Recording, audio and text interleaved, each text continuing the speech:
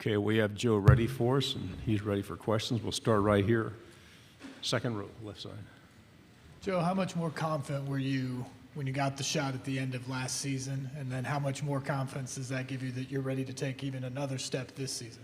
I'm extremely confident. I trust the guys around me. I trust my coaches to go through the preparation with me confidently. So, I'm extremely confident, and I'm ready for it. Right side, third row. Dan Peck, ESPN 106.7 in Auburn. You came as a quarterback from the transfer portal. We're seeing that more in college football. What are the most important things that a newly arrived veteran quarterback needs to do to win over a locker room and to show the guys that he's ready to lead them on the field?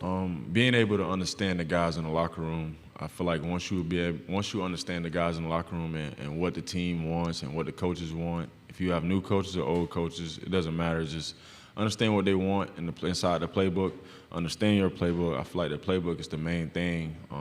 Because once you know that, then the guys around you are kind of rally to you to, get your help or see how you see it. Because every mind in here thinks differently. So, just being able to see that and process that will be fine. Front row, left side. Chris Farblin, KCOU 88 FM in Columbia. Joe, you of course came over from Michigan. You've had experience in different offenses. Tennessee and Michigan, very different offensively. With all the experience in offenses, from Josh Heupel to Josh Gaddis and Pep Hamilton, is having experience in all these different offenses, is that beneficial to you as a quarterback? Do you think it will benefit you at the next level on Sundays? Absolutely. The terminology for each three of those coaches was different. Being able to have Coach Pep as a pro-style guy, more of an NFL terminology, and then being able to have Coach Gaddis where it's more of a kind of a pro-style but spread-ish, and then having Coach Hype where it's just, spread and making plays, right? So it does help and translate to the next level because you get different terminology, like I said, and you get different mindsets of how the plays work and, how to prepare for those plays, how to read those plays. So the ins and outs of things turn different. On the aisle, fourth row. Joe, good afternoon. Corey LeBounty with WNSP 105.5 in Mobile, Alabama. I know in the summertime you work on your game constantly, but at the Manning Passing Academy, you were able to launch an absolute rocket close to 80 yards, standing still. What is the furthest you've thrown and feel comfortable throwing the football? I actually don't know the furthest I can throw the ball. I kind of just let it go. It's a mindset thing. As a quarterback, once you feel like, somebody's too far, then they're going to be too far from you, right? I kind of just let it go, no matter where they at. Front row, AP. Hey, Joe. AP Stedham, AP and Kelly, as we see at syndicated radio. Joe, what have we not seen from Brew McCoy yet? There's a lot of things you haven't seen from Brew. He's a different person now than he was last year. I feel like that's everybody on Tennessee's team. We're different from last year. So the more explosive plays from him, pretty much anything you can name, Brew can do. So whatever it takes, Brew's going to get it done. And he also let me know that pretty much every day. Left side, second row. Hey, Joe. Ben Bobick, Local 3 News in Chattanooga. It was no surprise or secret the relationship that you had with Hinden Hooker last year. What is one of the bigger one or two things that you learned from him in that year, backing him up last year, that you're going to take into this season? Becoming a pro is one of them. I feel like that's the main thing I could take from Hinden, just becoming a pro. Obviously he's older than me, so I never had no one that actually treated me like I would say a little brother, but I'm. Feel me, but but I never had nobody treat me like a little brother, and that's what he did. I wouldn't say it was under the wing because we was going hand to hand. It was a 1-2 punch, no matter what. Because if he needed anything, I was there. If he ever came to the sideline about a play or about a coverage, I was there no matter what. It can be anything. It can be anybody. I was there to help first. I feel like that's one thing that he led and contributed as a teammate and as a big brother. So it was great. Right side, second row. Garrett Chapman, 92.9 The Game in Atlanta. Kind of building off of what you were just saying about Hinden, what sort of things did you take from him? I know he had that experience in Athens. You get the Dogs here in Knoxville, up here in Tennessee. What did you learn from him about that experience, and then what are you looking forward to about taking on Georgia again in 2023? I don't know how to answer that question. I feel like we prepared well enough.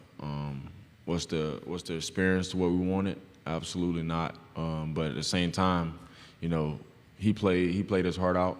He gave it his all for Tennessee, and that's all that mattered in that situation. So that's what I'm gonna do for this year: give my all for Tennessee. Left side, third row. Vince Ferrar, 99.1 The Sports Animal in Knoxville. Joe, good to see you. Hinden, I have two quick questions. Hinden said you were cooking him dinner earlier this week. What'd you cook him for dinner? I cooked my baked spaghetti. Yeah. All right, and then follow up. You're such an energetic, positive guy with your teammates. How do you balance between that and then holding guys accountable when you need to give them kind of some tough love? Most definitely.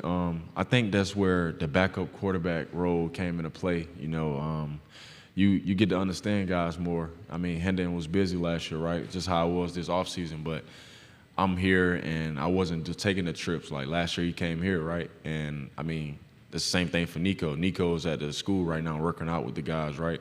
There's an opportunity for him to build as a backup or whatever you may be, however you may name it. It's an opportunity for him to build, you know, amongst the team. For me, my best way to get connection with guys is handshakes, right? So as a man, you want to, as a quarterback, right? I was a backup, so as a quarterback, I got handshakes with guys that barely even played, right? But that makes them feel special. So that's what I'm willing to do. I want guys to feel special on the team. Doesn't matter if they don't play or not, right? They contribute, they're on the team, so they matter. Right side, second row. Yeah, I think everybody in the world knows you have a hell of an arm. Obviously, going into this year, I think a big conversation now is, since you've been a backup quarterback and you've been able to learn from people like Hinden, are you excited to be able to show up the mental side of your game as well this year? Absolutely. I'm just ready to show off my game, period. It means a lot to me to show off to myself, you know. I mean, nothing else matters. You know, once you make yourself happy, I feel like you'll be good to go. So. Right here. You came from the Big Ten to the SEC. Auburn just signed a quarterback coming from the Big Ten to the SEC. I won't mention which school he's coming from because you guys, a bit of a rivalry there. But what's different about playing in the SEC against as opposed to the Big Ten, and what's similar about the two leagues? Yeah, the size. Guys are actually, they may be 200 plus, right? But they're running. Those guys are running. For example, my first, I say, big SEC game, I wouldn't mention who it was, but I was running and I saw the goal line and I was so happy. I'm thinking that I'm going to score, right? And I just feel a big old hand come across my visor and I just went with it. So at the same time, I'm like, man, I think this game is real. Those guys in the SEC can run and they're fast. Back row. Patrick Brown with 24/7 Sports. Joe, a couple quick things. You said you talked about the handshakes. How many players do you think you have handshakes with? 85% of the team. A follow-up question to that. Coach Halsey, you worked with him for 3 years now. How has he sort of improved your game, and kind of what's the dynamic of y'all's relationship? He improved my game a lot. You know, every meeting, I'm just willing to learn from him. I mean, he's been around great guys like Coach Hype, for example, national championship winner. So, you know, he picked brains, right? And he challenged you to become the best player you can be every day. So, you know, just being around Coach Halsey, man, and his mindset of winning, mindset of getting better every day is just great. It translates to you, and that's all you're willing to do. We're going to have to cut the last question. Coach Heupel is getting ready to walk in the door. We'll start with you for Coach Heupel. All right. Thanks, Joe. No problem. Thank you.